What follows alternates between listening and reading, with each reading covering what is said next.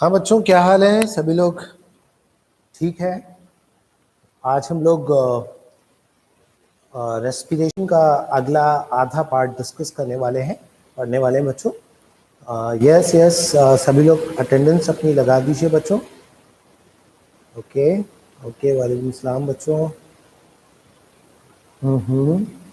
Hello, हाय। ठीक है बच्चों, मैं ये क्लियर कर देता हूँ तब तक। लेट्स एक्चुअली अभी जस्ट अपनी 11 की क्लास चल रही थी। जल्दी जल्दी जुड़ जाइए, 1-2 मिनट हम लोग टाइम लेते हैं। और बताइए, सब बढ़िया चल रहा है आप लोगों का? तैयारी बेहतरीन चल रही है? वो सब डिविजन्स है ना, प्राइमरी ब्रोंक्यूल, सेकेंडरी ब्रोंक्यूल। मतलब मेन प्राइमरी से ब्रांच निकला दो, तो वो सेकेंडरी हो गया। सेकेंडरी का और आगे ब्रांच निकला तो टर्शियरी हो गया। तो वो सब ब्रांचिंग्स है बच्चों। मेरी आवाज क्लियर आ रही है स्टूडेंट्स? एक बार बता दीजिएगा। If my voice is clear just let me know.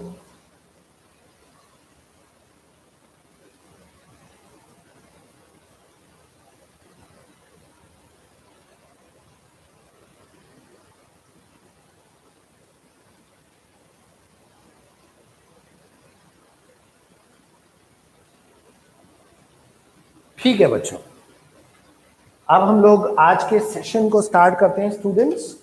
Let's begin with today's session. Alright, okay okay, yes yes yes, bronchioles are branchings of bronchi. अब ध्यान दीजिए बच्चों, now now come together, let's begin today's session. ठीक है बच्चों, अब ध्यान दीजिए बच्चों। पिछले टर्न पर हमने ह्यूमन रेस्पिरेटरी सिस्टम के बारे में आपको समझाया था। एक बार क्विकली मैं सारी चीजें रिकनेक्ट करवा देता हूं। हम लोगों ने ये डिस्कस किया था कि ह्यूमन बीइंग्स में एक्सटर्नली एक पैर नॉस्ट्रल्स के थे। नॉस्ट्रल से अंदर रास्ता जाता था जिसे नेजल वेस्टिब्यूल कहते हैं, और अंदर हेयर्स और म्यूकस होता है। और फिर उसके बाद जो नेजल पैसेज है वो स्पाइरल रास्ता है ताकि एयर का टेम्परेचर मेंटेन हो सके। और अंदर एंड वाले रीजन में ऑल्फैक्टरी रिसेप्टर्स है जो स्मेल का डिटेक्शन करते हैं। एंड फाइनली ये जो नेजल पैसेज है वो खुलता है जाकर के फेरिंग्स में। फेरिंग्स से नीचे की तरफ दो रास्ते हैं। आगे की तरफ विंड पाइप या ट्रैकिया, पीछे की तरफ क्या है बच्चों? फूड पाइप या ईसोफेगस। फूड पाइप के ओपनिंग को गलेट कहते हैं और विंड पाइप के ओपनिंग को ग्लॉटिस कहते हैं। ग्लॉटिस को एक कार्टिलेजिनियस फ्लैप है जो कवर कर रहा है, उसे एपिग्लॉटिस कहते हैं। उसका काम यही है कि फूड की एंट्री विंड पाइप में ना होने देना। उसके जस्ट नीचे फिर लैरिंग्स, जो वॉइस बॉक्स भी है। जो हमारा साउंड का प्रोडक्शन है वो इसी लैरिंग्स से होता है बच्चों। लैरिंग्स के अंदर भी कार्टिलेजिनियस फ्लैप्स है, उनके वाइब्रेशन से साउंड प्रोड्यूस होता है। और फिर नीचे ट्रैकिया है जो 10 से 12 सेंटीमीटर लंबा है। और ट्रैकिया के अंदर बच्चों सी शेप के रिंग्स प्रेजेंट हैं जो कार्टिलेजिनियस नेचर के हैं, और वो ट्रैकिया को कोलैप्स होने से रोकते हैं।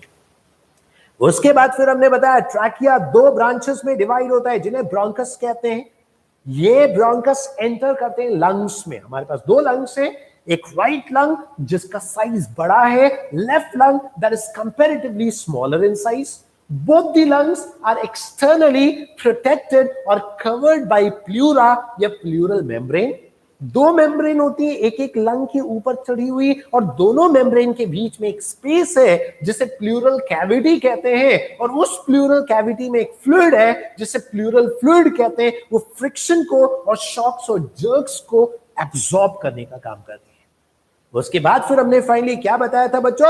लंग्स के अंदर ये जो ब्रोंकस एंटर किए ये डिवाइड करते हैं into several branchings. Primary bronchiole, secondary bronchiole, tertiary bronchiole, and finally ये सैक जैसे स्ट्रक्चर्स में एंड करते हैं जिन्हें एल्विलाई कहते हैं। दोनों लंग्स को मिला करके 300 मिलियन एल्विलाई प्रेजेंट होती हैं। एल्वेलाई की जो दीवार है बच्चों वो सिंपल स्क्वैमस एपिथेलियम से बनी हुई है। उसका काम क्या है? गैसियस एक्सचेंज करना। वो चारों तरफ से रिचली सप्लाइड होती है ब्लड वेसल से, ताकि ब्लड जो आ रहा है वो तो डीऑक्सीजनेटेड है, जिसमें कार्बन डाइऑक्साइड ज्यादा ऑक्सीजन कम। लेकिन जब एल्वेलाई से हो करके लौटता है, जाता है वापस से बॉडी में, तो उसमें ऑक्सीजन की मात्रा, कंसंट्रेशन बढ़ जाती है और कार्बन डाइऑक्साइड कम हो जाता है। और ये बात भी हमने आपको समझाया था, यही एल्वेलाई है जिसके थ्रू गैसियस एक्सचेंज होता है बच्चों। और फिर यहां तक का डिस्कशन हमने किया था। उसके बाद लास्टली मैंने ये बात आपको समझाया था कि हमारे अंदर ब्रीदिंग का रेट कितना है बच्चों? 12 to 16 टाइम्स पर मिनट। ब्रीदिंग में मदद कौन करता है बच्चों? दो मसल्स है, एक इंटरकोस्टल मसल्स और दूसरी डायफ्राम वाली मसल्स। और ब्रीदिंग में दो स्टेप्स है, एक इंस्पायरेशन या inspiration and the other one is expiration. Inspiration is an active process, energy खर्च होती है सांस अंदर लेने में, लेकिन बाहर निकालने में expiration is a passive process, उसमें एनर्जी का एक्सपेंडिचर। बच्चों यहां तक का डिस्कशन लास्ट टर्न पर हमने कर लिया था। अब आज आइए फ्रेश डिस्कशन करते हैं। जो सेकंड स्टेप है, एयर तो एक एक सेल में, ऑक्सीजन तो एक एक सेल में पहुंच गई, लेकिन वो जो ऑक्सीजन सेल में पहुंची, उस ऑक्सीजन से क्या होना है? cellular respiration. So today, students, today we are going to start a new topic, and that is cellular respiration. जो सेल में काम होने वाला है उसे हम लोग क्या कहने वाले हैं बच्चों? सेल्यूलर रेस्पिरेशन, सेल में होने वाला है। और ये जो सेल्युलर रेस्पिरेशन है, इसको टेक्निकल वर्ड्स में हम लोग ऐसा भी कह सकते हैं, ऑक्सीडेशन ऑफ रेस्पिरेटरी सबस्ट्रेट। हमारे सेल में जो भी रेस्पिरेटरी सबस्ट्रेट है, रेस्पिरेटरी सबस्ट्रेट है, उसका ऑक्सीडेशन होना। रेस्पिरेटरी सबस्ट्रेट को सिंपल शब्दों में मैं फूड कह देता हूं, फूड। तो जो खाना है सेल के अंदर, उसका ऑक्सीडेशन होना, उस ऑक्सीडेशन को के प्रोसेस को ही हम लोग सेलुलर रेस्पिरेशन कहते हैं। अब एक बात और बहुत बढ़िया सुनिएगा, रेस्पिरेटरी सबस्ट्रेट क्या है? जिस चीज के ऑक्सीडेशन से एनर्जी निकले, जिस चीज के ऑक्सीडेशन से एनर्जी निकले, उसको हम लोग रेस्पिरेटरी सबस्ट्रेट कहते हैं। इसके बारे में थोड़ी सी बात मैं कर लेता हूं बच्चों। रेस्पिरेटरी सबस्ट्रेट क्या चीज है? रेस्पिरेटरी सबस्ट्रेट वो मटेरियल है ना, जिसके ऑक्सीडेशन से एनर्जी निकलती है। और इसमें मोस्ट कॉमन, जो सबसे कॉमन रेस्पिरेटरी सबस्ट्रेट है, सबसे common, that is actually glucose. तो हमारे बॉडी का या किसी भी लिविंग ऑर्गेनिज्म के बॉडी का जो सबसे कॉमन रेस्पिरेटरी सबस्ट्रेट है वो ग्लूकोज है। तो हमारे एक एक सेल में जो एनर्जी जनरेट हो रही है या निकल रही है बच्चों, वो एक्चुअल में एनर्जी कैसे निकल रही है? ये ग्लूकोज के ऑक्सीडेशन से निकल रही है। मतलब सबसे कॉमन रेस्पिरेटरी सबस्ट्रेट ग्लूकोज। मान लीजिए अगर ग्लूकोज हमारे बॉडी में नहीं है, खत्म हो गया, तो एनिमल्स के बॉडी में एक बात आप सब लोग जानते होंगे कि हमारे बॉडी में जो ग्लूकोज है वो स्टोर्ड भी होता है। किस फॉर्म में बच्चों? ग्लाइकोजन के फॉर्म में। लेकिन प्लांट्स के बॉडी में extra glucose is stored in the form of starch. तो ये बात भी आपको याद रखना है कि क्या बच्चों, प्लांट्स के बॉडी में, प्लांट्स में एक्सेस ग्लूकोज है ना, excess glucose is stored as starch. किस फॉर्म में स्टोर्ड होता है बच्चों? स्टार्च के फॉर्म में, स्टार्च। बट इन एनिमल्स, हमारे बॉडी में, एनिमल्स के बॉडी में excess glucose is stored as glycogen. किस फॉर्म में स्टोर होता है बच्चों? ग्लाइकोजन के फॉर्म में स्टोर होता है। और किस जगह स्टोर होता है बच्चों? किस जगह पर स्टोर होता है बच्चों? ये स्टोर होता है हमारे लिवर में सबसे ज्यादा, और उसके बाद हमारे मसल्स में। बहुत बढ़िया सवाल बनता है बच्चों, बहुत इंपॉर्टेंट बात है कि एनिमल्स के बॉडी में जो एक्सेस ग्लूकोज है वो किस फॉर्म में स्टोर होता है? Answer is glycogen. किस जगह स्टोर होता है बच्चों? लिवर में सबसे ज्यादा, और उसके बाद लिवर के अलावा सेकेंडरी आंसर अपना क्या होगा? मतलब सेकेंड नंबर पर आंसर क्या होगा? मसल्स, हमारे बॉडी में। प्लांट्स के बॉडी में जो एक्सेस ग्लूकोज है किस फॉर्म में स्टोर होता है? स्टार्च के फॉर्म में। बात समझ में आ गई सभी को? सिंपल सी बात है। तो अगर अपने बॉडी में बच्चों ग्लूकोज नहीं है, खत्म हो गया, तो अब होगा क्या? देखिए यही चीज होती है जब कई बार हम लोग घर से बाहर बहुत ज्यादा टाइम तक रहते हैं। एक टाइम ऐसा आता है, मान लीजिए हम लोग कहीं फंस गए, कहीं कहीं बाहर हैं, स्कूल में या कहीं पर फंस गए हैं, हमने दोपहर का खाना नहीं खाया है, 1-1:30 बज गया। उस टाइम आप नॉर्मली रोज खाना खाते हैं, लेकिन उस दिन अभी आपको मौका नहीं मिल पाया खाना खाने का, आपको बहुत तेज भूख लगी। कुछ टाइम के लिए, आधे 1 घंटे के लिए बहुत तेज भूख लगी, लेकिन आधे 1 घंटे के बाद आपकी भूख खत्म हो जाएगी। क्या हुआ बच्चों? एक्चुअल में वो 1-1.5 घंटे तक आपके बॉडी ने वेट किया कि ग्लूकोज आ जाए किसी ना किसी तरीके से, लेकिन जब ग्लूकोज नहीं आया खाना खा करके, तो हमारे लिवर में जो पुराना ग्लूकोज ग्लाइकोजन के फॉर्म में स्टोर्ड है, उस ग्लाइकोजन का ब्रेकडाउन हो करके ग्लूकोज प्रोड्यूस होगा और वो ग्लूकोज यूज होगा उस टाइम इसीलिए थोड़ी देर के बाद जो स्टोर्ड ग्लूकोज है वो यूज हो गया, इसलिए भूख खत्म। याद आया बच्चों सभी को? तो याद रखिएगा क्या हमने बताया कि जब हमारे बॉडी में जितना भी ग्लूकोज है, वो मान लीजिए खाना हमने नहीं खाया तो ग्लूकोज नहीं आया, तो जो एक्सेस ग्लूकोज है बच्चों वो ग्लाइकोजन के फॉर्म में स्टोर था, वो ग्लाइकोजन टूट करके ग्लूकोज बनाएगा और वो ग्लूकोज फिर इस्तेमाल होगा। Is it clear to everybody students? अच्छा, अब और आगे आते हैं बच्चों, हम बात करने जा रहे हैं कि अगर मान लीजिए ग्लाइकोजन भी नहीं है तो क्या हमारे बॉडी को एनर्जी नहीं मिलेगी? खत्म बॉडी, हमारी डेथ हो जाएगी, मर जाएंगे हम लोग। ग्लूकोज अगर ग्लाइकोजन भी नहीं है बॉडी में, नहीं बच्चों, सेकेंड ऑप्शन भी है अपने बॉडी के पास, एंड दैट इज फैट्स। सो अगर कार्बोहाइड्रेट नहीं है बिल्कुल, तो सेकेंड ऑप्शन अपने बॉडी के पास रेस्पिरेशन के लिए क्या है बच्चों? फैट्स है। फैट्स का इस्तेमाल होगा। और अगर फैट भी नहीं है बच्चों, फिर तीसरा ऑप्शन अपने पास बचता है क्या? प्रोटीन्स। अपने बॉडी की प्रोटीन्स यूज होंगी, और जैसे जैसे प्रोटीन्स यूज होना स्टार्ट होंगी बच्चों, प्रोटीन्स क्या है? अपने बॉडी के बिल्डिंग ब्लॉक्स है। बिल्डिंग ब्लॉक्स अगर बॉडी से निकाल दिए जाए तो बॉडी गिर जाएगी, मतलब बॉडी का डिग्रेडेशन होने लगता है, कमजोर होने लगता है। तो याद रखिएगा बच्चों, अगर हम लोग प्रेफरेंस डिस्कस करें, प्रेफरेंस ऑफ रेस्पिरेटरी सबस्ट्रेट, तो सबसे पहले प्रेफरेंस में क्या है बच्चों? कार्बोहाइड्रेट्स। और कार्बोहाइड्रेट्स के बाद सेकंड नंबर पर प्रेफरेंस क्या है बच्चों? फैट्स कह दे या लिपिड्स कह दिया जाए, लिपिड्स या फैट्स। और तीसरे नंबर पर फिर प्रेफरेंस क्या है बच्चों? प्रोटीन्स का। एक सवाल जो पूछा जाता है, सबसे कॉमन रेस्पिरेटरी सबस्ट्रेट क्या है? Your answer should be glucose. सबसे कॉमनली रेस्पिरेशन में या एनर्जी के जनरेशन में सेल के अंदर किस चीज का, किस रॉ मटेरियल का इस्तेमाल होता है? Answer is glucose. ये सब तो बाद की बात है।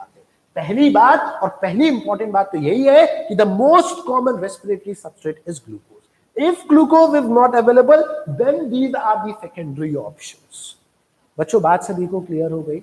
Is it clear to everybody students? याद रखेंगे ये बात सभी लोग, ये बात सभी को साफ क्लियर हो गई। रेस्पिरेटरी सबस्ट्रेट क्या है? मटेरियल, जिस मटेरियल का सेल में ऑक्सीडेशन होना है।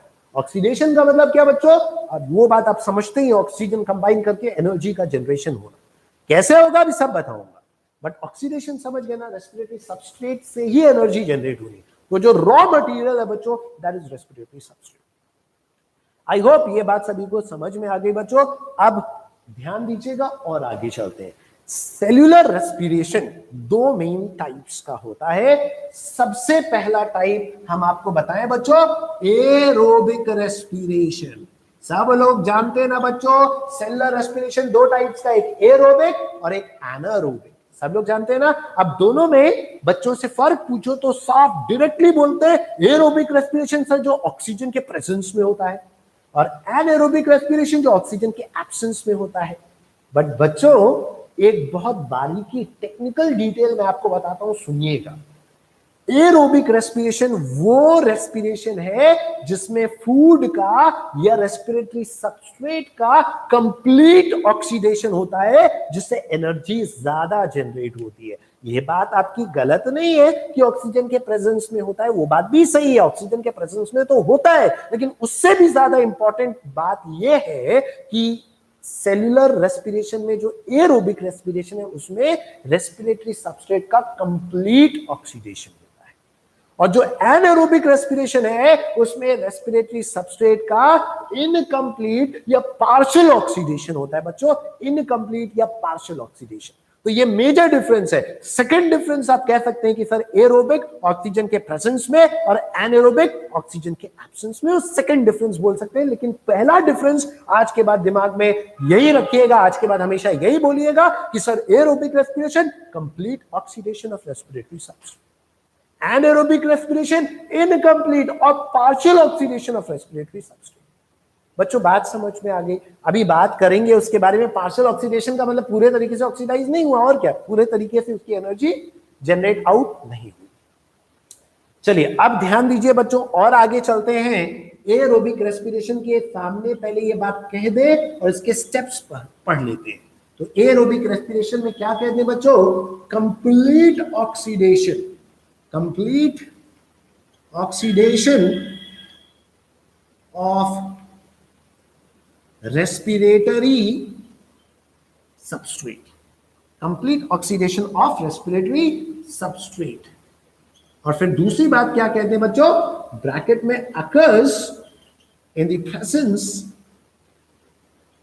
प्रेजेंस ऑफ ऑक्सीजन, ऑक्सीजन के प्रेजेंस में होता है। Usually it occurs in the presence of oxygen. अच्छा, और क्या कहते हैं बच्चों? दूसरी बात याद रखिएगा, ये एरोबिक रेस्पिरेशन किसमें होता है? हमारे अंदर, मतलब सारे most of the animals, most animals, लगभग ज्यादातर एनिमल्स में। और किसमें? हायर प्लांट्स, हायर प्लांट्स या सिंपली प्लांट्स हम लोग कहते हैं, हायर भी लगाने की जरूरत नहीं है ना। जनरली प्लांट्स के अंदर ये होता है बच्चों, प्लांट्स के अंदर भी यही एरोबिक रेस्पिरेशन। अब होता कैसे वो सुन लीजिए बच्चों, बहुत इंपॉर्टेंट स्टेप्स हैं जिनसे बहुत सारे सवाल पूछे जाते हैं। अब पूरा प्रोसेस समझ लीजिए बहुत केयरफुली बच्चों। देखिए बात हम लोग स्टार्ट करते हैं डायरेक्टली C6H12O6। ये क्या है बच्चों? What is this? This is glucose. हमने वही चीज लिखा है जो हमने ऊपर बोला है, सबसे कॉमन ग्लूकोज, तो उसी का इस्तेमाल हम बता रहे हैं।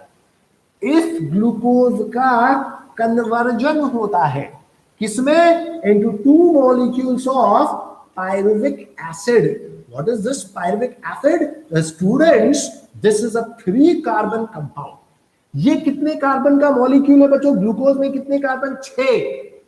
तो ये 6 कार्बन का मॉलिक्यूल है। ऐसे समझिए बच्चों, 6 कार्बन, 1 2 3 4 5 और 6, कितना? 6 कार्बन है। अगर इसको बीच में से तोड़ दिया जाए तो कितने कार्बन के 2 मॉलिक्यूल हो गए? 3 कार्बन के 2 मॉलिक्यूल, वही लिखा है। 2 मल्टीप्लाई मतलब 2 मॉलिक्यूल।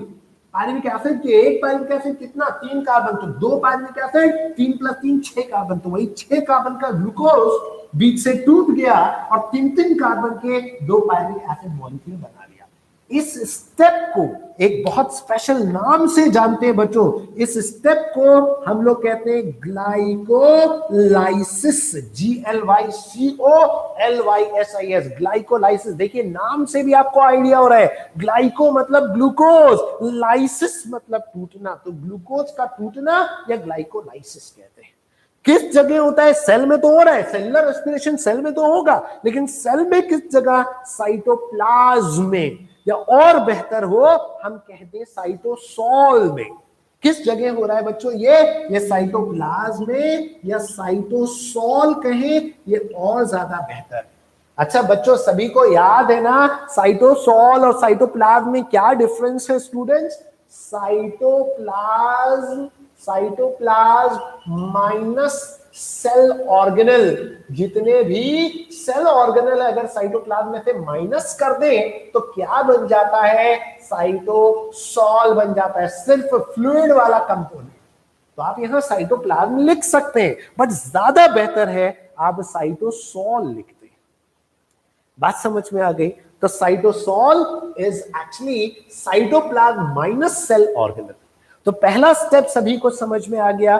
क्या कहते हैं बच्चों? ग्लाइकोलाइसिस। हो क्या रहा है? Glucose molecule is converted into 2 molecules of pyruvic acid.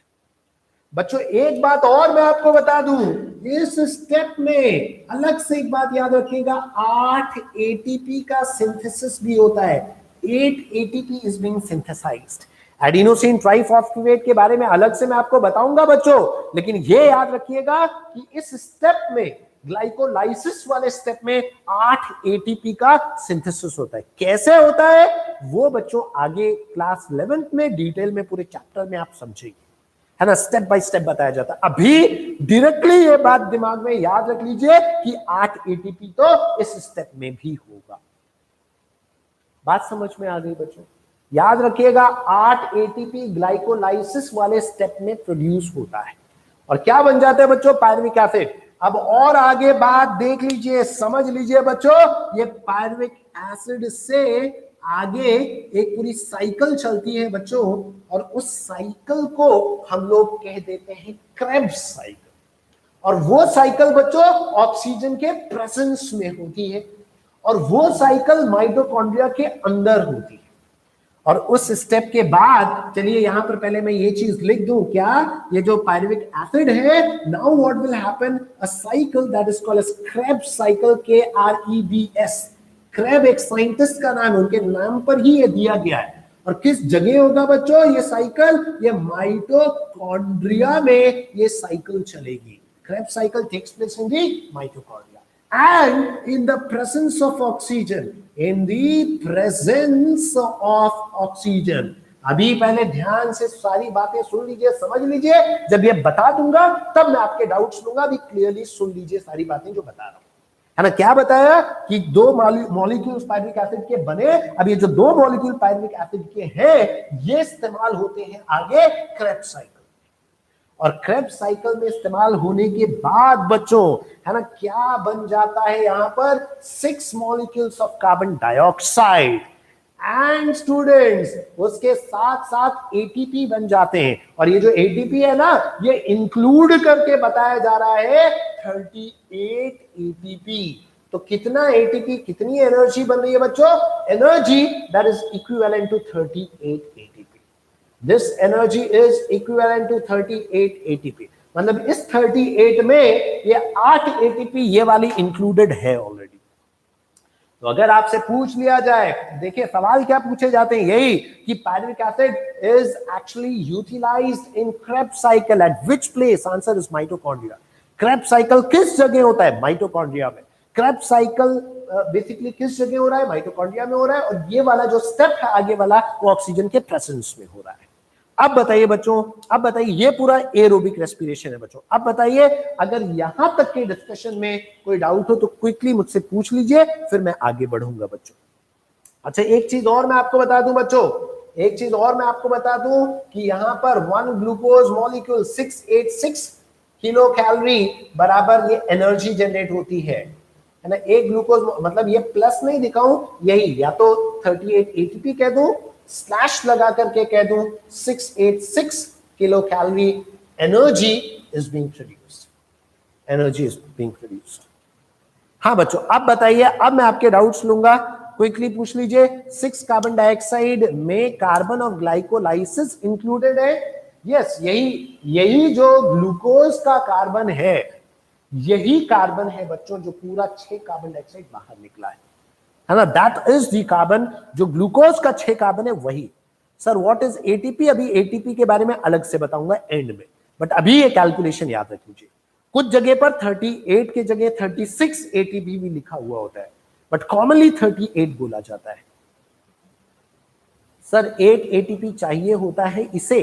नहीं, 8 एटीपी चाहिए नहीं, 8 एटीपी इस स्टेप में बनी है, चाहिए नहीं, ये तो इस स्टेप में बनी है। और ये बनी इस स्टेप का अलग से भी बता दिया मैंने। और ये जो 8 एटीपी इस स्टेप में बनी है ना, वो टोटल इसमें इंक्लूडेड है 38 में। 38 में जो 8 है ना, वो ये वाला भी एडेड है बच्चों। सर इसमें किस टाइप के क्वेश्चंस पूछे जाते हैं? देखिए क्वेश्चन यही पूछे जाते हैं, जैसे एक क्वेश्चन ग्लाइकोलाइसिस किस जगह होता है? आंसर इज साइटोसोल या साइटोप्लाज्म। दूसरी बात पूछी जाती है कि ग्लाइकोलाइसिस में होता क्या है? तो क्या होता है बच्चों? Glucose is being converted into pyruvic acid. एक और सवाल पूछा जाता है, क्या ग्लाइकोलाइसिस में कुछ एटीपी बनती है? अगर पूछा जाता है तो आप क्या बताएंगे? यस, 8 एटीपी के बराबर एनर्जी बनती है। फिर आपसे ये सवाल भी पूछा जा सकता है कि बताइए pyruvic acid is converted into carbon dioxide and ATP eight which place? You will say mitochondria. किस प्रोसेस से? क्रेब्स साइकिल से। क्रेब्स साइकिल किस जगह होता है? माइटोकॉन्ड्रिया के अंदर होता है। बात समझ में आ गई बच्चों? ये 6 कार्बन डाइऑक्साइड यहां पर बना और 38 एटीपी बना। ठीक है बच्चों, आई होप ये बात, सर 2 एटीपी प्रोसेस में यूज हो जाते हैं, वो सब डिटेल बच्चों क्लास 11th में पढ़ाएंगे। अभी कंफ्यूज मत होइए, ना किसी को करिए। यहां पर 8 एटीपी लगभग बना, जो इस 38 में वो 8 इंक्लूडेड है। अब कहां कहां बना, किस किस स्टेप में, वो सब आगे ही पढ़ लीजिएगा, वो ज्यादा बेहतर है। ठीक है बच्चों, आई होप 38 बताया तो अभी आपको कि जो है आगे पढ़ेंगे वो चीज 30 एटीपी, अब वहीं यहीं पढ़ लोगी तो फिर 11th-12th में क्या करोगी? पायरुविक एसिड का कार्बन है CO2 में इंक्लूडेड। यस, ये पायरुविक एसिड में जो 3 और 3 कार्बन है ना, वही है ये कार्बन डाइऑक्साइड का कार्बन जो बाहर निकला है। और ये जो पायरुविक एसिड में कार्बन था वो ग्लूकोज का था। तो यही बात है कि जो कार्बन डाइऑक्साइड में कार्बन है उसका ओरिजिन क्या है बच्चों? ग्लूकोज है। That its origin is glucose. ठीक है बच्चों, पायरुविक एसिड का कार्बन है CO2 में इंक्लूडेड है। यस, कह तो रहा हूं वही बात बच्चों, ये पायरुविक एसिड में जो कार्बन है वो यही से तो आया है, यही कार्बन तो है। और ये कार्बन जब इसमें आया तो इसका जो वो कार्बन है वही ये फाइनल है। ठीक है बच्चों, आई होप ये बात सभी को क्लियर हो गई है। ये 686 कैलोरी एक ग्लूकोज का जब खर्चा होता है तो लगभग 686 kilo calorie energy generate out होती है। ये बात याद रखना है। ठीक है बच्चों, अगर ये बात सभी को क्लियर हो गई हो, है ना। कभी कभी ऐसा भी सवाल पूछ लिया जाता है कि ये एक ग्लूकोज का कैलकुलेशन है, आपसे कह देगा, आपसे ये कह दिया जाएगा कि 5 ग्लूकोज मॉलिक्यूल यूज हुआ एरोबिक रेस्पिरेशन में, बताइए कितनी एटीपी जनरेट होगी? तो 38 मल्टीप्लाइड बाई 5। आपसे कह दिया जाएगा कि 5 ग्लूकोज मॉलिक्यूल यूज हुआ है किसमें बच्चों? ग्लाइकोलाइसिस में, बताइए सिर्फ ग्लाइकोलाइसिस के स्टेप में कितनी एटीपी जनरेट हुई? तो एक ग्लूकोज से 8 एटीपी, तो 5 ग्लूकोज से 8 बाई 40। बात क्लियर हो गई बच्चों? ग्लाइकोलाइसिस नीड ऑक्सीजन और नॉट, लिखा है क्या यहां पर ऑक्सीजन? आपने दिमाग से क्यों बात निकाल ली? जहां ऑक्सीजन बोला है वहीं पर याद रखिए। ठीक है बच्चों, अच्छा ये बात भी यहां दिमाग में बैठा लीजिए कि ये जो ग्लाइकोलाइसिस का स्टेप है ये ओरिजिनल स्टेप है, चाहे एरोबिक रेस्पिरेशन हो या एनएरोबिक रेस्पिरेशन हो, हर रेस्पिरेशन में ये स्टेप ग्लाइकोलाइसिस वाला तो होगा ही होगा। This step is common for all, whether it's aerobic respiration, whether it's anaerobic respiration, ये वाला स्टेप हर जगह होगा, क्योंकि ये ऑक्सीजन पर डिपेंडेंट ही नहीं है। ऑक्सीजन हो एरोबिक हो या ऑक्सीजन ना हो एनाएरोबिक हो, ये स्टेप तो हर किसी में होगा। बच्चों बात क्लियर है सभी को? याद रखिएगा ये बात सभी लोग, है ना। आई होप यहां तक की बात सभी को क्लियर हो गई एरोबिक रेस्पिरेशन वाली। तो अब मैं साइड में एनाएरोबिक रेस्पिरेशन वाली भी बात आपको समझा देता हूं। ये चीज यहां पर रब कर देता हूं, ये जो cytoplasm minus cell organelle is equal to cytosol वाली बात बताया था उसको क्लियर कर देता हूं। अब देखिए बच्चों, एनाएरोबिक रेस्पिरेशन के बारे में भी बात समझ लीजिए। Now pay attention students. ठीक है, पहली बात क्या लिख दिया जाए बच्चों एनाएरोबिक रेस्पिरेशन में? सबसे पहली बात तो मैं यही लिखूंगा कि incomplete oxidation of respiratory substrate. जो रेस्पिरेटरी सबस्ट्रेट है उसका इनकम्प्लीट ऑक्सीडेशन। सो डायरेक्टली कह दूंगा incomplete oxidation of respiratory substrate का इनकम्प्लीट ऑक्सीडेशन होता है। दूसरी बात क्या कह दी जाए बच्चों एनाएरोबिक रेस्पिरेशन में? occurs in the absence or deficiency of oxygen। absence और डेफिशिएंसी, या तो एब्सेंस में या डेफिशिएंसी में होगा। किसके? ऑक्सीजन के, या तो एब्सेंस में या डेफिशिएंसी में होगा। ये फर्दर दो टाइप्स का है बच्चों, ये फर्दर दो टाइप्स का है। एक जिसे हम लोग कह देते हैं अल्कोहलिक फर्मेंटेशन, इसके दो टाइप्स हैं। एक हम लोग कहते हैं अल्कोहलिक फर्मेंटेशन, बहुत ध्यान से सुनिएगा बच्चों, अल्कोहलिक फर्मेंटेशन। अल्कोहलिक फर्मेंटेशन ये पहला इसका टाइप है, मतलब एनारोबिक रेस्पिरेशन का पहला टाइप है अल्कोहलिक फर्मेंटेशन। सुन लीजिएगा बच्चों, और ये जो अल्कोहलिक फर्मेंटेशन है स्टूडेंट्स, ये जो अल्कोहलिक फर्मेंटेशन है याद रखिएगा, ये एक तो यीस्ट में होता है, उसके अलावा ये कई बैक्टीरिया में भी होता है। तो यीस्ट एंड सम बैक्टीरिया, कुछ बैक्टीरिया में भी ये स्टेप होता है अल्कोहलिक फर्मेंटेशन वाला। अच्छा, अब दूसरी बात याद रख लीजिए कि इसमें पहला स्टेप क्या है, C6H12O6, it is converted into 2 molecules of glucose। इसमें बच्चों sorry 2 molecules of pyruvic acid, वही सेम स्टेप देख लीजिए बच्चों, यहां पर भी लिख दिया, सेम स्टेप यहां पर भी लिख दिया। कहीं कहीं आपको पायरुविक एसिड की जगह पर पायरुवेट देखने को भी मिलेगा बच्चों। तो पायरुवेट हो या पायरुविक एसिड हो, दोनों एक ही बात है, दोनों में डिफरेंस क्या है आप आगे समझेंगे। अभी ये बात समझ लीजिए, पायरुविक एसिड कहें तो भी सही है, पायरुवेट कहें ज्यादा बेहतर है, क्योंकि सेल के अंदर एक्वस मीडियम होता है। तो जो एसिड में COOH है ना, वो अपने H को लूज कर देता है उस एक्वस मीडियम। तो दोनों ही बात वैसे सही है। अभी याद रखिएगा, C6H12O6 glucose is converted into 2 molecules of pyruvic acid, और इस स्टेप को कहते क्या है बच्चों, इस स्टेप को ग्लाइकोलाइसिस। किस जगह हो रहा है बच्चों ये स्टेप, ये स्टेप साइटोसोल में हो रहा है। दिस स्टेप अकर्स और takes place in the cytosol. किस जगह हो रहा है बच्चों, ये साइटोसोल में हो रहा है।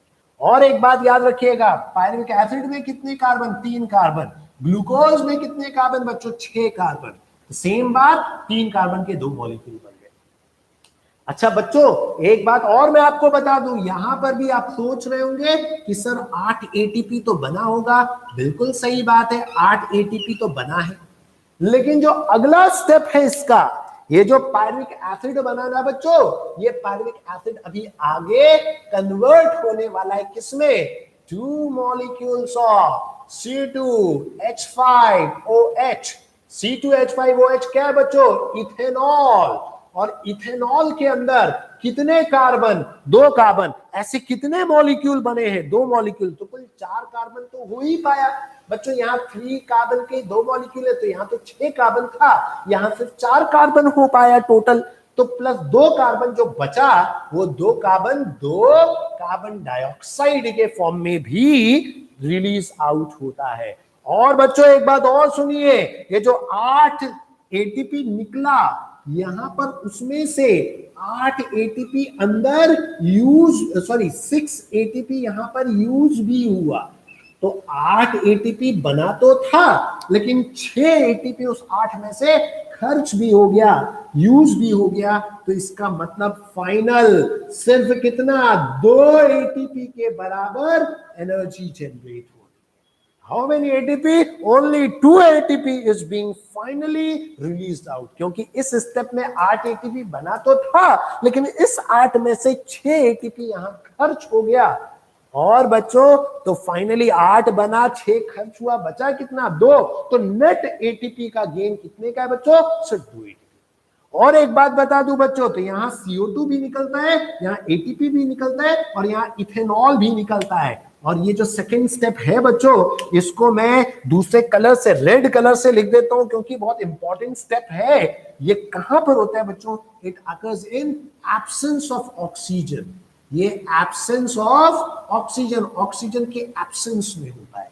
किस जगह होता है, सेल के किस पार्ट में होता है, साइटोसोल में होता है बच्चों। तो ये भी साइटोसोल में हो रहा था, ये भी साइटोसोल में होता है।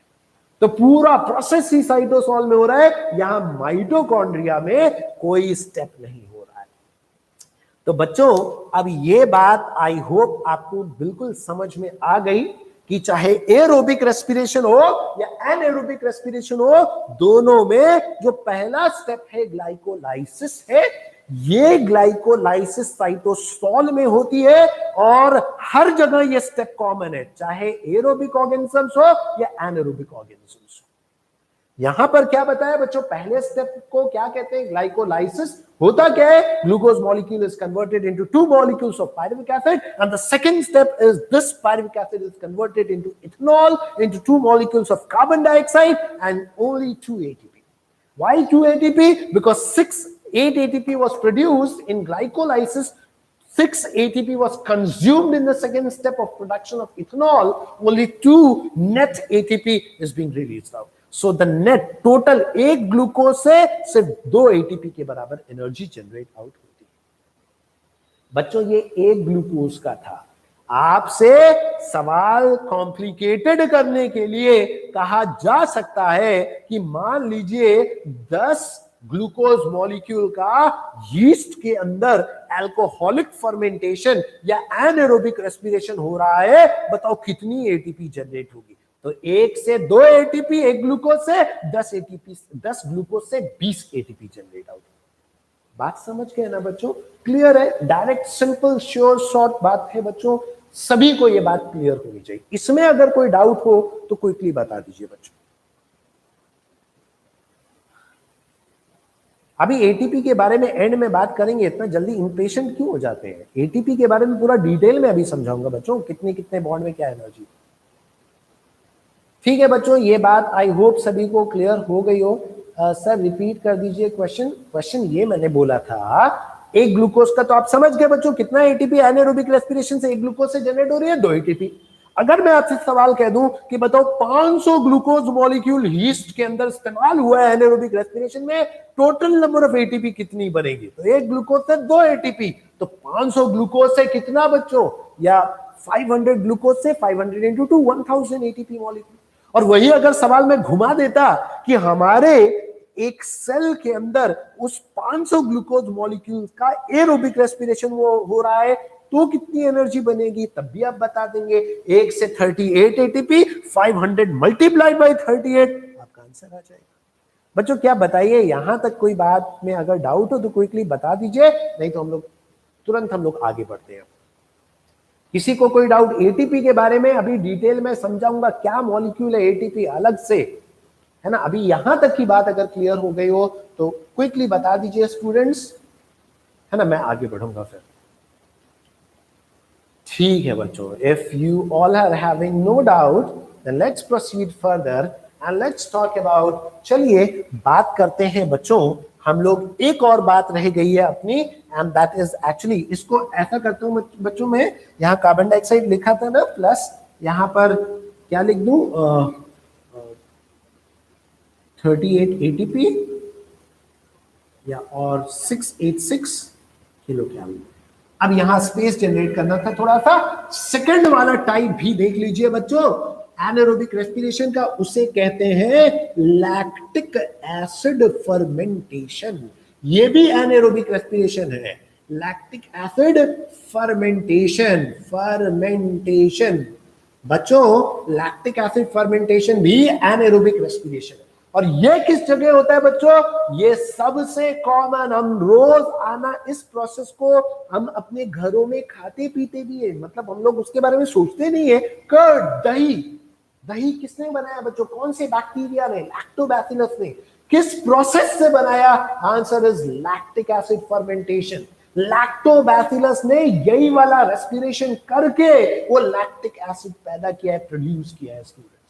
तो याद रखिएगा ये बात, क्या हमने बता दिया, लैक्टिक एसिड फर्मेंटेशन किसमें होता है, लैक्टोबैसिलस। एक बात, दूसरी इंपॉर्टेंट बात, lactic acid fermentation also takes place in our skeletal muscles, not common muscles, not smooth muscles, not cardiac muscles, in our skeletal muscles याद है ना बच्चों, मस्कुलर टिश्यू में डिटेल में समझाया था, बॉडी में कई टाइप्स के टिश्यू, कई टाइप की मसल्स है।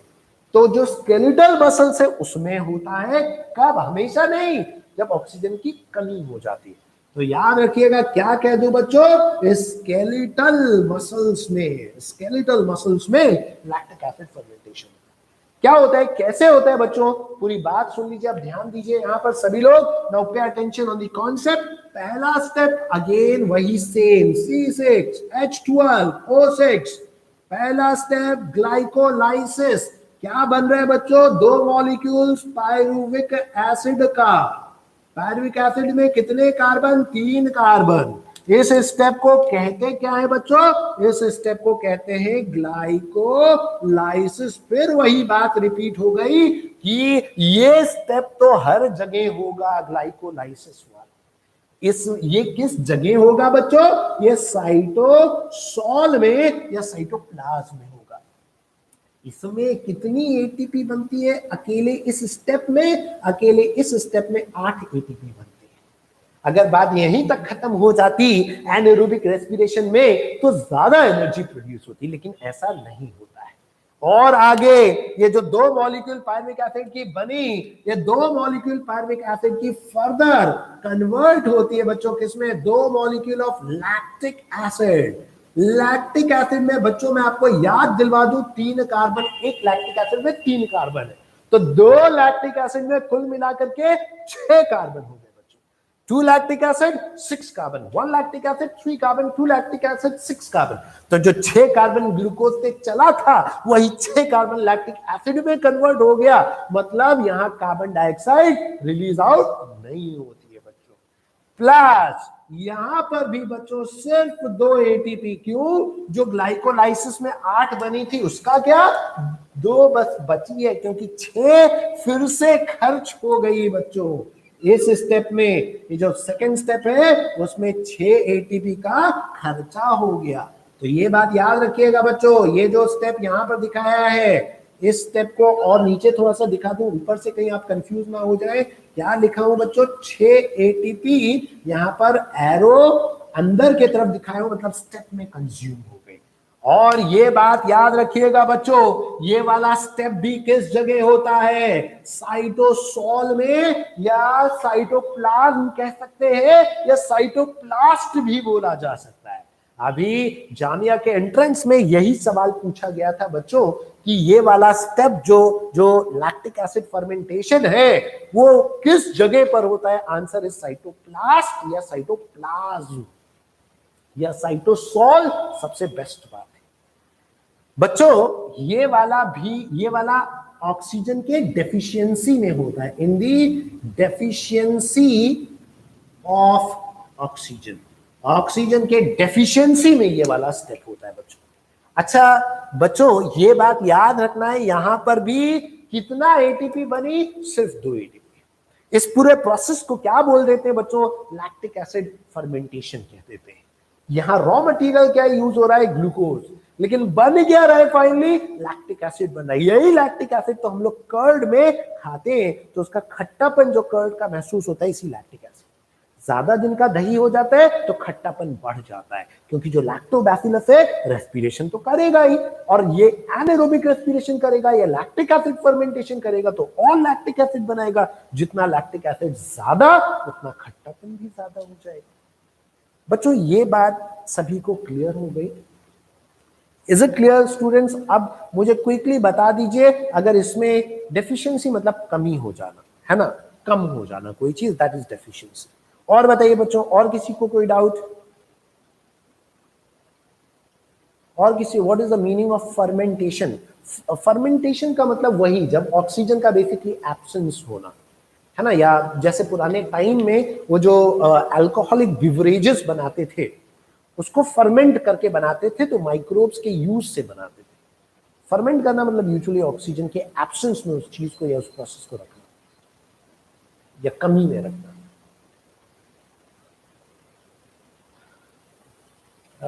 ठीक है, क्या लेमन में, हाँ लेमन में तो सिट्रिक एसिड होता है। बच्चों यहां तक बात सभी को समझ में आ गई जो बात मैं कह रहा हूं।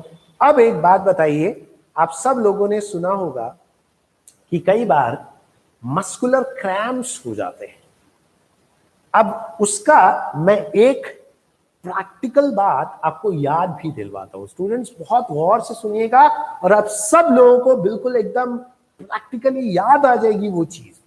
याद करिए, हम लोग के स्कूल में कई बार हम लोग दिन मतलब पूरे साल भर दौड़ भाग नहीं करते, या कोई स्पोर्ट्स एक्टिविटी में यूजुअली मान लीजिए आप पार्ट नहीं लेते, अचानक आखिरी के दिनों में स्पोर्ट्स डे होने वाला है, या मान लीजिए कोई स्पोर्ट्स का प्रैक्टिकल या पीएचई का प्रैक्टिकल होने वाला है, और उसमें आपने साल भर दौड़ भाग तो नहीं की, उसमें आपने पूरी एनर्जी लगा करके दौड़ भाग कर दिया, आपको ज्यादा कुछ महसूस नहीं होता है, थकान हो जाती है बस। लेकिन जब आकर के घर पर आप सोते हैं और उसके बाद जब सुबह उठते हैं, तो ये सारे थाई के मसल्स में और काफ नीचे के मसल्स में पेन होता है, बैठा तक नहीं जाता है, इतना जबरदस्त पेन होता है। बच्चों जानते हैं उसका रीजन क्या है? उसका रीजन यही है, लैक्टिक एसिड का मसल्स में डिपोजिशन। ये लैक्टिक एसिड कैसे बन गया मसल्स में? यही लैक्टिक एसिड फर्मेंटेशन हो गया है बच्चों। कैसे हो गया lactic acid fermentation? Normal days में हमने अपने मसल्स को ट्रेन नहीं किया है, तो हमने नॉर्मल डेज में मसल्स को ऑक्सीजन की ज्यादा जरूरत नहीं पड़ रही थी, तो हमारा रेस्पिरेटरी सिस्टम भी उसी के हिसाब से एडजस्ट हो गया कि कम ऑक्सीजन में बॉडी का काम चल रहा है। लेकिन उस दिन आपने रिक्वायरमेंट बॉडी के मसल्स की बढ़ा दी, रिक्वायरमेंट बढ़ तो गई, लेकिन रिक्वायरमेंट रेस्पिरेटरी सिस्टम ने उतने आसानी से या उतना एफिशिएंटली पूरा नहीं किया, तो ऑक्सीजन मसल्स तक पहुंच पाई नहीं, ऑक्सीजन की डेफिशिएंसी हो गई, और ऑक्सीजन के डेफिशिएंसी में कौन सा रेस्पिरेशन होता है बच्चों? लैक्टिक एसिड फर्मेंटेशन होता है, जिसके वजह से लैक्टिक एसिड बन गया। यह लैक्टिक एसिड हमारे मसल्स में डिपॉजिट हो जाता है, और फिर इसको सही होने में 2-3 दिन लग जाते हैं। याद है ना बच्चों, 1-2 दिन तक तो बहुत ही पेन होता है, बहुत दर्द होता है, और फिर लगभग 2-3 दिन के अंदर अंदर खत्म हो जाता है, क्योंकि वो सारा जो लैक्टिक एसिड बना वो सब कन्वर्ट हो जाता है फिर से है ना बैक इनटू आवर मसल्स। एक एक्चुअल में साइकिल चलती है बच्चों, जिसे हम लोग कहते हैं कोरी साइकिल या लैक्टिक एसिड साइकिल। तो उसमें बेसिकली ये लैक्टिक एसिड फिर वापस से सारे मसल्स में से निकाल करके धीरे धीरे डिजेनरेट करवाया जाता है, या लिवर में उसको कन्वर्ट किया जाता है। ठीक है बच्चों, बात सभी को समझ में आ गई? Is it clear to everybody students? ठीक है स्टूडेंट्स, अगर ये ट्विक लगता है, नहीं वो मसल ट्विच तो अलग चीज है बच्चों, है ना। ये बेसिकली जो हम लोग बात कर रहे थे, ये लैक्टिक एसिड के डिपोजिशन की बात कर रहे थे। क्या पूछ रहे हैं? ऐसा फर्स्ट टाइम एक्सरसाइज और जिम में भी होता है? बिल्कुल सही बात है, वही मैं आपको बता रहा हूं कि हमारे बॉडी की जो मसल्स हैं उनका एडजस्टमेंट ऐसा था कि कम ऑक्सीजन में काम चल रहा है, तो रेस्पिरेटरी सिस्टम पर उतना जोर नॉर्मल डेज में नहीं डाला जाता है। आपने अचानक बहुत जिम कर लिया, एक्सरसाइज कर लिया या दौड़ भाग कर लिया, तो उस दिन आपके मसल्स की रिक्वायरमेंट बढ़ गई, रेस्पिरेटरी सिस्टम उसके लिए तैयार नहीं था, और इसलिए ऑक्सीजन बहुत ज्यादा मसल्स को पहुंच नहीं पाई। जब ऑक्सीजन पहुंच नहीं पाई तो ऑक्सीजन की कमी हो गई, और ऑक्सीजन की कमी हो गई तो लैक्टिक एसिड का मसल्स में डिपोजिशन हो गया due to lactic acid fermentation, and this results into muscular cramps. इससे क्या हो जाता है बच्चों? ये लैक्टिक एसिड, क्या कह दिया जाए, deposition of lactic acid in our muscles causes muscular cramps, CRAMPS। Muscles में लैक्टिक एसिड के डिपोजिशन से मस्कुलर क्रैम्प्स का फॉर्मेशन या मस्कुलर क्रैम्प्स हो जाते हैं। अच्छा, क्या कोई सोच करके मुझे ये बात समझा सकता है, बता सकता है कि क्यों भाई लैक्टिक एसिड से दर्द कैसे होने लगा? लैक्टिक एसिड के मसल्स में आने से दर्द कैसे होने लगा, पेन क्यों होने लगा? एक्स्ट्रा वेट उठाने, हाँ बिल्कुल सही बात है। अब ये बताइए, जो मेरा सवाल है बच्चों, मेरा सवाल ये है कि बताइए मसल्स में मतलब क्यों बैठा, क्यों ताकत नहीं लगती है बच्चों जब हम लोग बैठते वगैरह है तो है ना।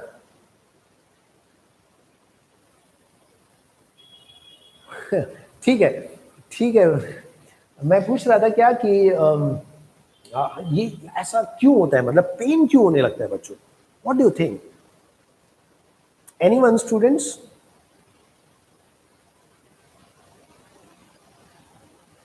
बच्चों नो वन, किसी को कोई आइडिया नहीं है? किसी को कोई आइडिया नहीं है स्टूडेंट्स? देखिए मैं आपको बताता हूं, आप सब लोग याद करिए, जब मैंने मस्कुलर टिश्यू आपको समझाया था तो मैंने आपको एक बात बताया था क्या, कि मसल्स में दो बहुत इंपॉर्टेंट प्रोटीन्स है, जो मसल्स में दो बहुत इंपॉर्टेंट प्रोटीन्स है, एक एक्टिन और एक मायोसिन। तो जो मायोसिन प्रोटीन है बच्चों, उसमें एंजाइम होती है जो मसल्स के कॉन्ट्रैक्शन और रिलैक्सेशन से रिलेटेड है बच्चों, एंजाइम होती है। और वो आप एक बात आगे जाकर के पढ़ेंगे कि एंजाइम्स बहुत ज्यादा सेंसिटिव होती हैं टेम्परेचर और पीएच के लिए। तो जैसे पीएच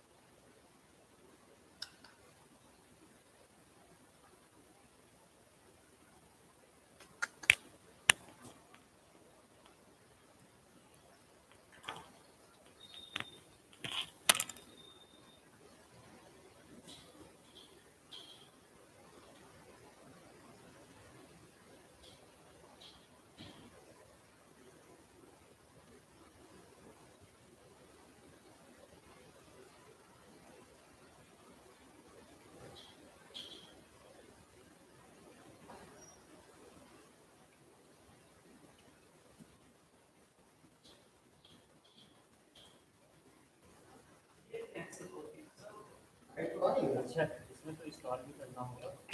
नहीं आएगी। अरे तो फिर से करना होगा ना। क्या नाम है उसका?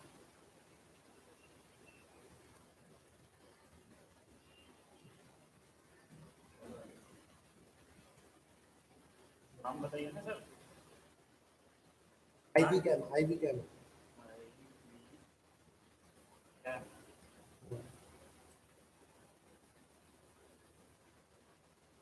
स्टार्ट हो गया सर, क्या करना है?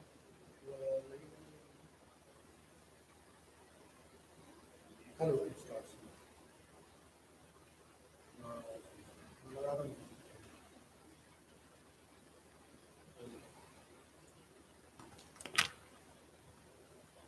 सर वो भी तो कर दूँ। राइट मॉड जल्दी बस 10 से 15 मिनट का है। कहाँ गया? ये नहीं है। हाँ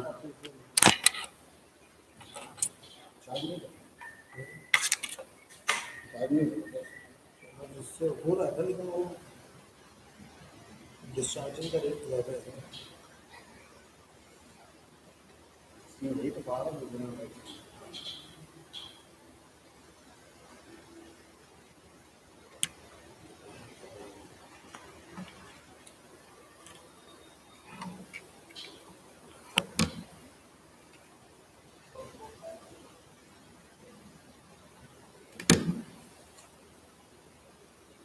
हेलो,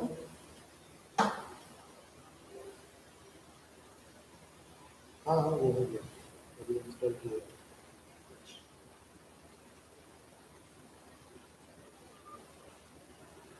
क्या करना है? वो ऑन करिए उसको, वो जाएगी।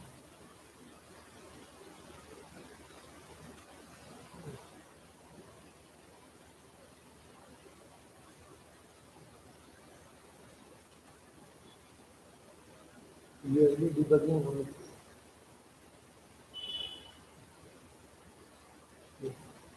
खोल के लगाइए ना, अपने आप आ जाएगा। ना यूएसबी डिबगिंग हो नहीं। हाँ हाँ हाँ ठीक है, ठीक है, ठीक है।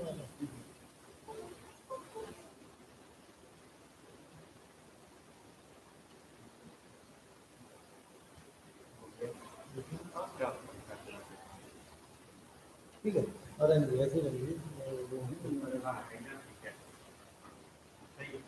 और चिल्ला है भाई।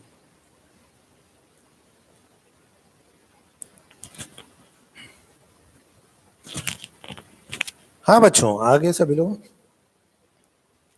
वो एक्चुअली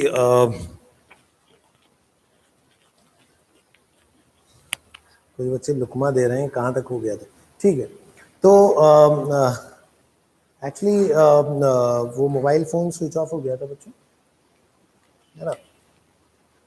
एनीवेज क्या हम लोग कह रहे थे कि जो, हाँ मैं ये समझा रहा था आप लोगों को कि जो मसल्स हैं बच्चों, मसल्स में दो बहुत इंपॉर्टेंट प्रोटीन है, एक है एक्टिन और दूसरी है मायोसिन। जो मायोसिन प्रोटीन है उसमें एंजाइमेटिक एक्टिविटी होती है स्टूडेंट्स, और वो जो एंजाइमेटिक एक्टिविटी है, अच्छा एंजाइम की तरह वो बिहेव करती है। Enzymes are very sensitive to temperature and pH. तो ये जो लैक्टिक एसिड है बच्चों, ये ज्यादा बनने की वजह से, है ना, पीएच क्या हो जाता है, एसिडिक, और उस एसिडिक पीएच पर मायोसिन बच्चों काम करना बंद कर देती है। मायोसिन की जो एंजाइमेटिक एक्टिविटी है वो डिक्रीज हो जाती है। बच्चों फिर से सुनिए, अब ध्यान दीजिए सभी लोग। बच्चों मैं क्या समझाना चाह रहा था उस पॉइंट पर दोबारा आ रहा हूं। मैं ये कह रहा था कि भाई ऐसा क्या हो जाता है, ऐसा क्या हो जाता है कि मसल्स के अंदर, ऐसा क्या हो जाता है कि मसल्स के अंदर वो ताकत लगाने वाली क्षमता पैर वगैरह में खत्म हो जाती है मस्कुलर क्रैम्प्स के वक्त। तो मैं यही समझा रहा था आपको कि मसल्स में दो प्रोटीन्स बताई थी, एक्टिन और मायोसिन। उसमें जो मायोसिन प्रोटीन है ना बच्चों, उसमें एंजाइमेटिक एक्टिविटी है, एंजाइम की तरह काम करती है। और एंजाइम बहुत ज्यादा सेंसिटिव होती है किसके लिए बच्चों, पीएच के लिए। तो जब लैक्टिक एसिड बनता है तो पीएच क्या हो जाता है बच्चों, बहुत ज्यादा एसिडिक। और उस एसिडिक पीएच पर, उस एसिडिक पीएच पर बच्चों क्या हो जाता है, वो जो मायोसिन प्रोटीन है बच्चों वो गड़बड़ हो जाती है, वो खराब हो जाती है, डीनेचर हो जाती है। तो जब तक मसल का पीएच सही नहीं होगा मसल सेल का, तब तक वो मायोसिन प्रोटीन काम करने वापस नहीं स्टार्ट करेगी। और मसल प्रोटीन अगर काम करना स्टार्ट नहीं करेगी बच्चों, तो फिर बेसिकली हमारी ताकत नहीं लगेगी या हमारे मसल्स में वो जान नहीं रह जाएगी। बात समझ गए ना बच्चों? आई होप ये बात सभी को क्लियर हो गया। If it is clear to everybody students, अगर ये बात सभी को समझ में आ गई हो तो हम लोग आगे बढ़ते हैं। कि ये चीज सभी लोग समझ गए स्टूडेंट्स? एक बार क्विकली बता दीजिए ताकि हम आगे बढ़ते हैं। Myosin protein, yes. कोई डाउट बच्चों? एक मिनट मैं इसका फोकस सेट कर देता हूं। ठीक है, हाँ बच्चों कोई डाउट किसी को? Anyone is having any doubt? No doubt sir. लेकिन उस टाइम तो ताकत होती है मसल में, ताकत होती है लेकिन उतनी ताकत नहीं लग पाती है भाई। एंजाइम भी ऐसा नहीं है switch on and switch off, है ना, उसकी काम करने की एबिलिटी कम हो जाती है, तो उतने अच्छे तरीके से काम नहीं कर पाती है जितना पहले करती है। एंजाइम खराब नहीं होती है, डीनेचर नहीं होती है, टेम्पररी उसका जो एक्टिविटी या एफिशिएंसी है, वर्किंग एफिशिएंसी, वो कम हो जाती है। ठीक है बच्चों, अगर यहां तक सभी को बातें क्लियर हो गई बिल्कुल, तो और आगे चलते हैं बच्चों। अब मैं आप लोगों में से कई बच्चों का डाउट था एटीपी के बारे में, उसी को अब क्लियर मैं करता हूं। अब ध्यान से सुन लीजिए, समझ लीजिए। वैसे मैंने सेल वाले चैप्टर में जब माइटोकॉन्ड्रिया पढ़ा रहा था तब एटीपी के बारे में आपको समझाया था, बताया था, लेकिन क्विकली दोबारा छोटी सी बात उसके बारे में कर लेता हूं, थोड़ी सी बात कर लेता हूं। ध्यान से सुन लीजिए, समझ लीजिए बच्चों। पहली बात तो ये कि एटीपी का जो फुल फॉर्म है, आई होप वो सब लोग जानते हैं, एडिनोसिन ट्राइफॉस्फेट। एटीपी का जो फुल फॉर्म है बच्चों, ये क्या है, एडिनोसिन ट्राइफॉस्फेट, और इसे एटीपी, ट्राइफॉस्फेट। बच्चों इसे, एटीपी को हम लोग energy currency of the cell कह देते हैं। Energy currency of cell, cell का एनर्जी करेंसी कहते हैं बच्चों। अब एक डाउट बच्चों, एक डाउट आपके मन में आ सकता है, yes pure if you will do daily exercise. हाँ ठीक है, तो क्या मैं कह रहा था कि अगर जो इस चीज के बारे में एक डाउट जरूर आ सकता है, और सोचिएगा बच्चों इसके बारे में आप लोग भी, है ना। ये क्वेश्चन मैं यहीं पर छोड़ करके जाऊंगा, आपसे आंसर नेक्स्ट टाइम पर चाहूंगा। अभी कंटिन्यू कर रहे हैं डिस्कशन आगे। एक क्वेश्चन है जो आपके सामने रखता हूं, सोचिएगा इसके बारे में और नेक्स्ट टर्न पर मुझे आंसर दीजिएगा। क्वेश्चन ये है कि अगर एटीपी एनर्जी करेंसी है, बॉडी में कोई भी काम करना है एटीपी खर्च होना है, तो ऐसा क्यों नहीं है कि एटीपी की कोई ड्रिंक आती हो, कि जहां थोड़ी सी ग्लूकोज का ड्रिप क्यों चढ़ाते हैं?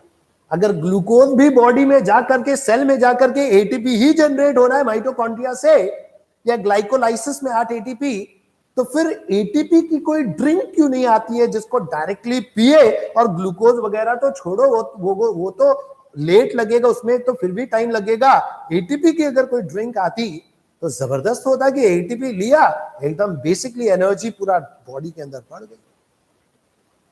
तो है ना, इसके बारे में थोड़ा सा सोचिएगा, है ना, एक बार जाकर के मेरा जो क्वेश्चन है उसके बारे में सोचिएगा। चलिए और आगे हम लोग चलते हैं। हम एक बात यहां पर और आपको बताने जा रहे हैं, एडिनोसिन एक मॉलिक्यूल है और इसके साथ 3 फॉस्फेट मॉलिक्यूल इस तरीके से बॉन्डेड होते हैं। ये देखिए बच्चों, 3 फॉस्फेट मॉलिक्यूल, इसीलिए इसका नाम क्या है, एडिनोसिन ट्राइफॉस्फेट, 3 फॉस्फेट। और जब एटीपी का खर्चा होता है तो ये एडिनोसिन के साथ सिर्फ 2 फॉस्फेट रह जाते हैं और ये जो एक फॉस्फेट है ये टूट करके अलग हो जाता है और इसके साथ साथ एनर्जी निकलती है बच्चों। एनर्जी कितनी, 30.5 किलो जूल। याद रखिएगा कितनी एनर्जी बच्चों, 30.5 kilo joule energy generate out होती है। सो याद रखना है, कई बार पूछा जाता है कि एक एटीपी के अंदर कितनी एनर्जी स्टोर्ड है। So you will have to remember that it is about 30.5 kilo, because it will get destroyed by gastric juice. Good try बच्चों, but what if we inject the ATP into the blood directly? वो तो काम करते ही ना, drip तो blood में लगाते हैं ना, ऐसे ही एटीपी का ड्रिप क्यों नहीं लगा लेते। ठीक है, एक बार अच्छे से ट्राई कर लीजिएगा, बेहतरीन तरीके से सोच समझ लीजिएगा, कल हम लोग उसके बारे में डिस्कस करेंगे। अभी ये वाली बात सुन लीजिए, क्या हमने बता दिया बच्चों, एडिनोसिन ट्राइफॉस्फेट से जो एनर्जी जनरेट होती है that is equivalent to 30.5 kilo. अगर ये बात सभी को क्लियर हो गई हो बच्चों, if this is clear to everybody, और आगे हम लोग चलते हैं और फर्दर हम लोग बात करते हैं प्लांट्स में गैसेस एक्सचेंज कैसे होता है। प्लांट्स में, है ना, plant ATP is a stable energy centre. It is, चलो खैर सोच लो, अभी नेक्स्ट टर्न पर ही उसके बारे में बात करेंगे। अभी आगे की बात करने जा रहे हैं, ध्यान दीजिए बच्चों। क्या मैं बताने जा रहा था, मैं आपसे बताने जा रहा था गैसियस एक्सचेंज इन प्लांट्स। बच्चों ये एनिमल्स के बारे में सेल्यूलर रेस्पिरेशन तो हमने डिस्कस कर लिया है। अब हम लोग बात करने जा रहे हैं, किसके बारे में बच्चों, about the exchange of gases in case of plants. Plants में गैसियस एक्सचेंज कैसे होता है, तो बहुत ध्यान से सुनिएगा। Gaseous exchange in plants. बच्चों प्लांट्स में सेल्यूलर रेस्पिरेशन तो बिल्कुल हम लोगों की तरह एरोबिक रेस्पिरेशन के तरह होता है ना, लेकिन प्लांट्स में कोई रेस्पिरेटरी सिस्टम तो नहीं है, कोई ब्रीदिंग सिस्टम तो नहीं है जैसे अपने पास लंग्स है। तो प्लांट्स में ये पूरा गैसियस एक्सचेंज का काम कैसे होता है, तो बात समझिएगा बच्चों। प्लांट्स में जो लीव्स हैं, उन लीव्स में जो स्टोमेटा है, उन स्टोमेटा के थ्रू ही गैसियस एक्सचेंज होता है। तो ये बात सभी को याद रखना है। अब ये बात सभी को याद रखना है कि प्लांट्स में एक जो स्ट्रक्चर है उसका नाम है स्टोमेटा। इस स्टोमेटा के थ्रू, है ना, स्टोमेटा के थ्रू गैसियस एक्सचेंज होता है। कहां पर बच्चों, प्रेजेंट ऑन लीव्स।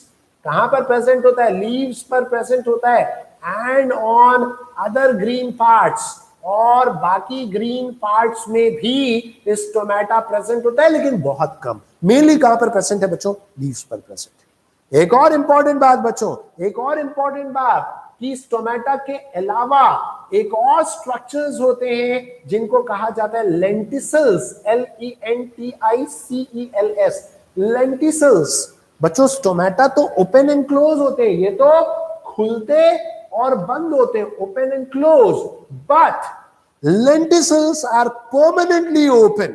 लेंटिसल्स बच्चों हमेशा खुले रहते हैं। ये बात याद रखना है कि lenticels are permanent openings, these are permanent openings. याद रखिएगा बच्चों, ये परमानेंट ओपनिंग्स है। और यही जो लेंटिसल्स है बच्चों, ये जो लेंटिसल्स है ये कहां पर प्रेजेंट होते हैं, they are present on woody stem, लकड़ी वाले स्टेम पर, एंड रूट्स पर ये स्ट्रक्चर्स प्रेजेंट होते हैं। तो ये बात याद रखिएगा बच्चों, lenticels are permanent openings which are present on woody stem and roots. ये हमेशा खुले रहते हैं। तो इससे क्या समझ में आता है कि प्लांट की जो बॉडी है उसके अलग अलग पार्ट्स अपने खुद की जिम्मेदारी मानते हैं, अपना खुद का इंतजाम खुद करते हैं। तो अगर पत्तियों की बात किया जाए तो वहां पर स्टोमेटा प्रेजेंट होते हैं जो अपने आसपास के एरिया में ऑक्सीजन पहुंचाने का काम करते हैं। और अगर वुडी स्टेम जिनकी रिक्वायरमेंट बहुत कम है, और वो जो कम रिक्वायरमेंट भी है वो लेंटिसल्स के जरिए पूरी हो जाती है। रूट्स के बारे में बात करें तो रूट्स भी सांस लेते हैं बच्चों। वो कहां से लेते हैं? यही लेंटिसल्स वहां भी प्रेजेंट होते हैं बच्चों, है ना। क्या कह रहे हैं? कैन यू ब्रीफली टेल किस चीज के बारे में? बेटा हाउ आर लेंटिसल्स फॉर्म्ड? बेटा वो पूरा है ना प्लांट एनाटॉमी का पार्ट अब यहाँ कहाँ मैं समझाऊंगा आपको कि लेंटिसल्स बनते कैसे। बस ये समझ लीजिए वो परमानेंट ओपनिंग से जो एपिडर्मिस है वो टूट जाती है वहां से, और टूटने की वजह से एक ओपनिंग बन जाती है, और उस ओपनिंग को ही हम लोग लेंटिसल बोलते हैं। उसका काम क्या है? गैसियस एक्सचेंज का, है ना। याद रखिएगा बच्चों, it extracts oxygen from water. बच्चों रूट्स जो है वाटर से ऑक्सीजन नहीं लेते हैं प्लांट्स की तरह, ये मिसकॉन्सेप्शन दूर कर दीजिए बच्चों। अगर पानी हम भर देते हैं रूट्स के आसपास तो प्लांट मर जाता है। और वो जैसे एक बहुत कॉमन सी बात मैं आपको याद दिलवाता हूं बच्चों, बहुत कॉमन है लेकिन बहुत बच्चे ये गलती करते हैं या बहुत लोग ये गलती करते हैं। हम लोग को मान लीजिए कहीं गमला वगैरह या पौधा लगाना है। अब बचपन में तो हमें यही पता होता है कि प्लांट्स को पानी चाहिए, भर के पानी चाहिए। हम गमला ला करके या कोई पौधा हमने लगाया, जो माली है या जो भी गार्डनर है उससे लेकर के हम आए, और हमने उस प्लांट को सुबह दोपहर शाम पानी भर दिया एकदम। बच्चों इतनी मोहब्बत भी दिखाना अच्छी बात नहीं है। आप पानी सूखने ही नहीं दे रहे हैं गमले में, वो प्लांट मर जाएगा बच्चों। वो इसलिए नहीं क्योंकि आपने पानी ज्यादा दे दिया, वो इसलिए मर जाएगा क्योंकि पानी आपने इतना भर दिया कि उनके रूट्स को मौका ही नहीं मिल पा रहा है कि जो एटमॉस्फेयर से ऑक्सीजन है उस ऑक्सीजन को अपने लेंटिसल्स के जरिए जज्ब कर पाए, इसलिए वो मर जाएगा। बात समझ गए ना बच्चों? तो वाटर लॉगिंग की वजह से, है ना, वाटर लॉगिंग की वजह से प्लांट्स मर जाते हैं बच्चों, ये बात दिमाग में रखिएगा। तो overwatering is harmful actually, है ना। Can the air be taken by stomata to the whole body? नहीं, प्लांट्स के बॉडी में कोई गैसियस ट्रांसपोर्ट का सिस्टम नहीं है बच्चों, है ना। उनके पास अपने पास जैसे ब्लड सर्कुलेशन का सिस्टम है, उनके पास आप ये नहीं सोचे कि सर वो पानी तो जाइलम के थ्रू जा रहा है कि उसके जरिए ऑक्सीजन भी डिसॉल्व होगा। नो स्टूडेंट्स, तो पानी के जरिए जाइलम के जरिए ऑक्सीजन का ट्रांसपोर्ट नहीं हो सकता। तो हर पार्ट को अपने खुद का रिक्वायरमेंट फुलफिल करना है डायरेक्टली एनवायरमेंट से। कैसे? या तो स्टोमेटा के जरिए या फिर लेंटिसल्स के जरिए। तो ये बात सभी लोग याद रखिएगा, waterlogging is dangerous because the roots can not breathe, the roots actually breathe through lenticels. अब यहां तक की बात में बच्चों अगर किसी को कोई डाउट हो तो क्विकली पूछ लीजिए। आज के सेशन को पूरा रेस्पिरेशन वाली बात जो जितनी भी अपने को यहां तक जरूरत थी वो सब हमने डिस्कस कर लिया है। अब नेक्स्ट सेशन से हम लोग सर्कुलेटरी सिस्टम, सर्कुलेशन या ट्रांसपोर्ट के बारे में बात करेंगे। आज के डिस्कशन में या रेस्पिरेशन वाले टॉपिक में कोई डाउट हो तो क्विकली पूछ लीजिए बच्चों। सर हमारी बॉडी में फूड का ऑक्सीडेशन होता है, अगर एटीपी इंजेक्ट करेंगे तो उसका भी ऑक्सीडेशन हो जाएगा क्योंकि रेस्पिरेशन एब्सोल्यूट है होना। मैं समझा नहीं भाई, सेल्स में ऑक्सीजन की जरूरत है, सेल्स में एटीपी की जरूरत है। Respiration in plants is also aerobic, बिल्कुल सही बात है। हमने यहां पर लिख दिया था एरोबिक रेस्पिरेशन लगभग ज्यादातर प्लांट्स में होता है। एरोबिक रेस्पिरेशन है क्या? वही पहला स्टेप इज ग्लाइकोलाइसिस, दूसरा स्टेप क्रेब्स साइकिल, और भी बीच में स्टेप्स है बच्चों, बट अभी अपन उतने डिटेल में नहीं जा रहे। क्लास 11th में रेस्पिरेशन पूरा एक चैप्टर है, उसमें ये सारे steps step by step detail में पढ़ाए जाते हैं। सर जमीन के अंदर कैसे ऑक्सीजन लेना होता है रूट्स के लेंटिसल्स? बेटा ये बिल्कुल ऐसी बात है जैसे जब हम लोग फार्मिंग वगैरह जो करते हैं तो उसमें खेत की जुताई करते हैं, खेत की प्लाविंग करते हैं, तो जब प्लाविंग करते हैं तो मिट्टी को इसीलिए लूज करते हैं ताकि मिट्टी के पार्टिकल्स के बीच में ऑक्सीजन जा सके जिसको रूट्स जज्ब कर सके. So loosening of the soil is very important so that the roots can breathe actually.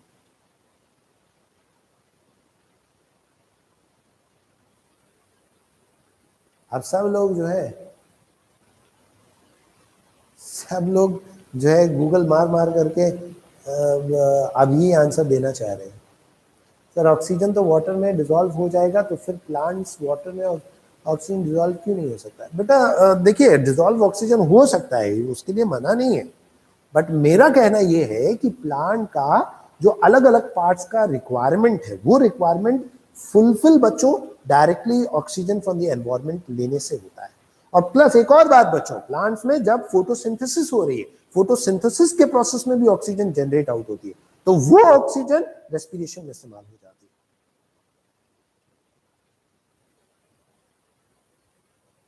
है ना. तो पहले दिन नहीं होता, लेकिन पहले दिन ही होता है भाई, उसी एक्चुअल में धीरे धीरे करके इकट्ठा होगा ना.